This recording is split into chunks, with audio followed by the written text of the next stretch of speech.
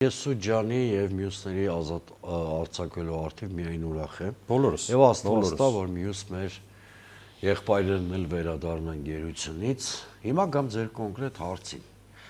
Դա ոչ միայն Հայաստանում, այլ աշխարհի ցանկացած երկրում ընդունված պրակտիկա է։ Իսրայելում էլ երբ որ պատանդառությունից հետ էին գալի մարդիկ այդ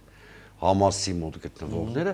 բացի ընդհանուր բնույթի կարճ մի երկու հարցի պատասխանելուց լրագրողների, նրանք որպես կանոն ծավալուն հարցազրույցներ մի տևական շրջան չեն տալիս։ Որոշ երկրներում դա օրենսդրորեն է կարգավորված, որոշ երկրներում չգրված օրենքներ են գործում, որովհետև այստեղ զգայուն երկու խնդիր կա։ Նախ մարդը, ինչպես ասացիք, 5 տարի մեկուսացված է եւ իրականությունից կտրված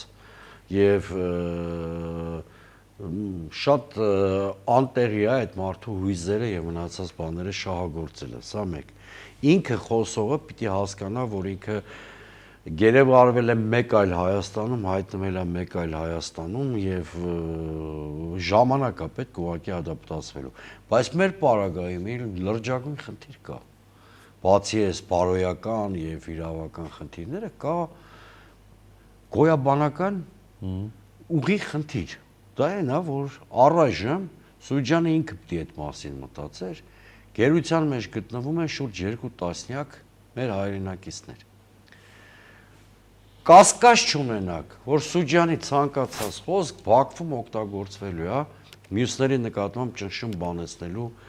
նպատակով կամ բարդացնելու է մյուսների ազատման հարց